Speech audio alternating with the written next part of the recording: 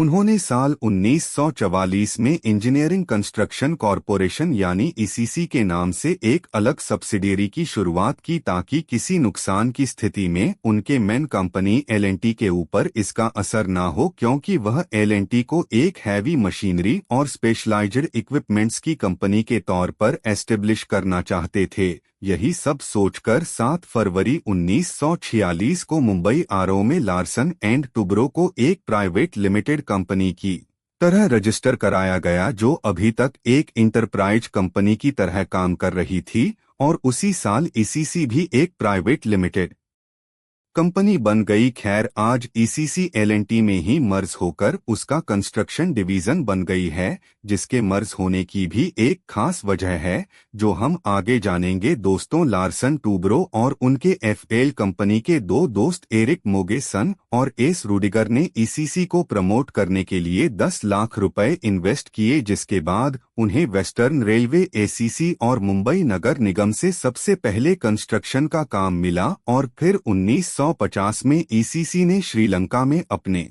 पहले पुल का कंस्ट्रक्शन किया, जिसे एक हॉलीवुड मूवी के क्लाइमैक्स को शूट करने के लिए बनाया गया था।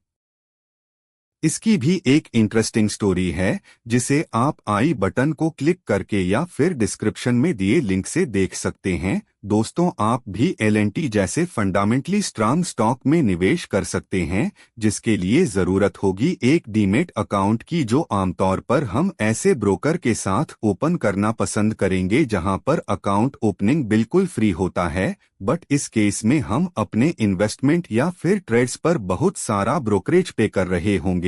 लेकिन अगर हम m stock by Mirae Asset के साथ अपना डीमैट अकाउंट ओपन करते हैं तो delivery, intraday future and option mutual funds और आईओ जैसे सभी सेगमेंट के अंदर रो ब्रोकरेज का फायदा उठा सकते हैं, और इस रो brokerage for life across all products का फायदा मिलता है सिर्फ 999 के प्लान में, और इसके अलावा एडिशनल 999 का पेमेंट करके आप लाइफ टाइम एमसी चार्जेस से भी छुटकारा पा सकते हैं। एम स्टॉक के साथ आपको one of the lowest daily interest rates यानी सिर्फ 6.99 पर मार्जिन ट्रेडिंग फैसिलिटी भी मिलती है। साथ ही one click order execution, one click order placement और वॉइस सर्च से अपने फेवरेट स्टॉक को खोजने जैसे कई और बेहतरीन फीचर्स तो यहाँ आपको मिल ही जाते हैं। मेराई एसेट 25 इयर्स ओल्ड एक फाइनेंस कंपनी है जो 16 कंट्रीज में अपनी बेहतरीन सर्विसेज के लिए जानी जाती है,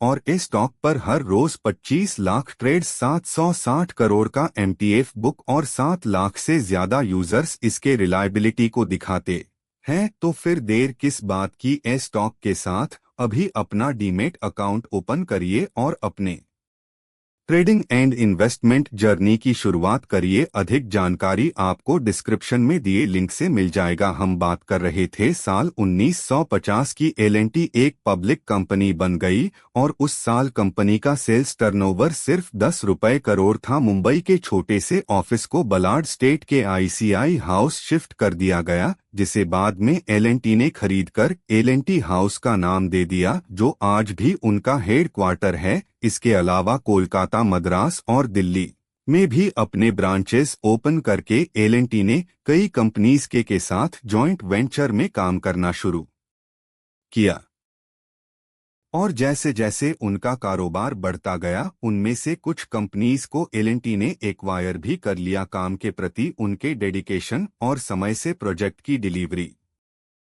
मार्केट में उनका कद बढ़ता गया, जिसने इंडियन गवर्नमेंट के ध्यान को भी अपनी तरफ आकर्षित किया। दोस्तों, लार्सन और टुब्रो भले ही डेनिश इंजीनियर थे, लेकिन भारत के प्रति उनका सम्मान डेनमार्क से कम नहीं था। यहाँ तक कि लार्सन इंडिया को अपना अडॉप्टेड होमलैंड कहते थे। साल 1950 में जब होमी भाभा को एटॉमिक एनर्जी कमीशन का चेयरमैन बनाया गया, तो न्यूक्लियर रिएक्टर के क्रिटिकल कंपोनेंट्स को बनाने के लिए उन्होंने एल&टी से अप्रोच किया, जिसके बाद नुकसान का बिजनेस होने के बावजूद भी साल 1965 में एल&टी ने भाभा न्यूक्लियर रिएक्टर का निर्माण किया और फिर साल 1970 में इसरो के चेयरमैन विक्रम साराभाई ने एल&टी को देश के स्पेस मिशन में और साल 1985 में डीआरडीओ ने एल&टी को डिफेंस सेक्टर में अपने साथ काम करने के लिए अपना पार्टनर बना लिया। दोस्तों, एक कंपनी मुंबई आरओ में रजिस्टर होती है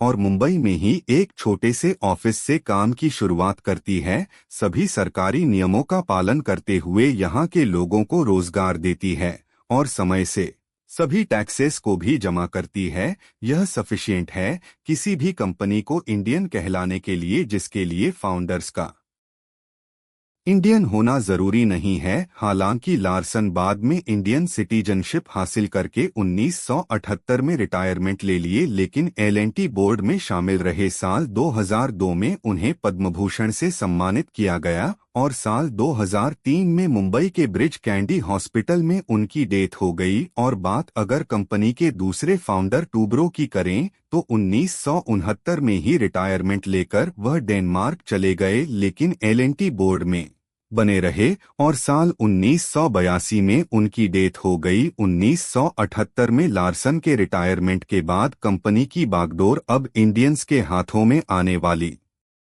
थी, लेकिन उसके 2 साल पहले ही कंपनी के स्ट्रक्चर में एक बड़ा फेरबदल किया गया। दरअसल ईसीसी ने अबू धाबी में एक बड़े एयरपोर्ट प्रोजेक्ट के लिए बिड किया था, लेकिन उनका बैलेंस शीट उसमें क्वालिफाई करने के लिए सफिशिएंट नहीं था, इसलिए ईसीसी को एल&टी में मर्ज कर दिया गया, जो आज भी एल&टी के रेवेन्यू का सबसे बड़ा हिस्सा जनरेट करती है। एन.एम. देसाई लार्सन एंड टूब्रो के पहले इंडियन चेयरमैन बनाए गए, जो एल&टी बोर्ड के मेंबर थे और उनके पिता ने कंपनी के शुरुआती दिनों में पैसा लगाया था। साथ ही ईसीसी के मैनेजिंग डायरेक्टर सीआर रामाकृष्णन को मर्जर के बाद एल&टी का जॉइंट मैनेजिंग डायरेक्टर बना दिया गया। रामाकृष्णन अपने डिसिप्लिन और मार्केटिंग के लिए याद किए जाते हैं। उस समय कंपनी का ज्यादातर काम मुंबई और साउथ इंडिया तक ही सीमित था, जिसे वेना और ईस्ट इंडिया की तरफ भी ले गए और साल 1986 में दिल्ली का लोटस टेम्पल उन्हीं के सुपरविजन में बनाया गया। उनके रिटायरमेंट के बाद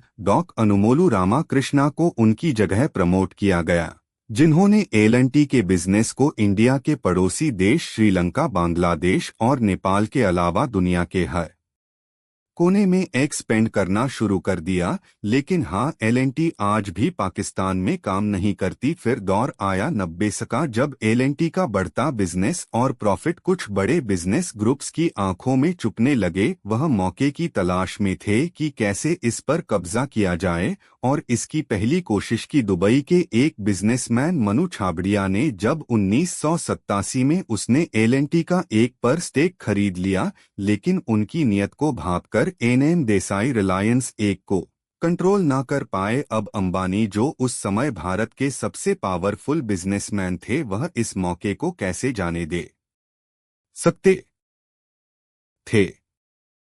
उनकी निगाह तो खुद एल&टी पर लगी हुई थी। उन्होंने तुरंत खुले मार्केट से एल&टी के 12.4 पर शेयर्स खरीद लिए और अपने स्टेक को बढ़ाते हुए साल 89 तक 18.5 पर कर लिए। लेकिन जब तक देसाई साहब को खेल समझ आता तब तक बहुत देर हो चुकी थी। अपने मेजॉरिटी स्टेक की वजह से धीरू भाई अपने और अपने बेटों के लिए एल&टी बोर्ड में सीट्स की डिमांड करने लगे। अब देसाई जी के पास कोई चारा नहीं था, उन्हें खुद अपना अध्यक्ष पद छोड़कर धीरू भाई अंबानी को अपनी जगह पर बोर्ड में इनवाइट करना पड़ा। साथ ही मुकेश और अनिल अंबानी भी एल&टी बोर्ड के मेंबर बन गए। उस समय ईसीसी एक कैश रिच कंपनी थी और आरआईएल के पेट्रोकेमिकल प्रोजेक्ट पर काम भी कर रही थी। धीरू भाई ने बोर्ड में जगह पाते ही रिलायंस के फेवर में डिसीजंस लेना शुरू कर दिया और साथ ही सत्ता में बैठी कांग्रेस पार्टी की सरकार भी पूरी तरह से उनके सपोर्ट में थी। लेकिन उसी साल राजीव गांधी की सरकार को हराकर वीपी सिंह सत्ता में आ गए, जो अंबानी या किसी और बड़े बिजनेसमैन को फेवर नहीं करते थे। सरकार ने एसबीआई प्रेसिडेंट डीएन घोष के लीडरशिप में अंबानी को एल&टी से बाहर करने के लिए कहा, क्योंकि एल&टी के मैक्सिमम शेयर्स एलआईसी और गवर्नमेंट कंपनीज के पास ही थे। धीरू भाई चेयरमैन पद से हटा दिए गए, जबकि मुकेश और अनिल अंबानी बोर्ड में ही बने।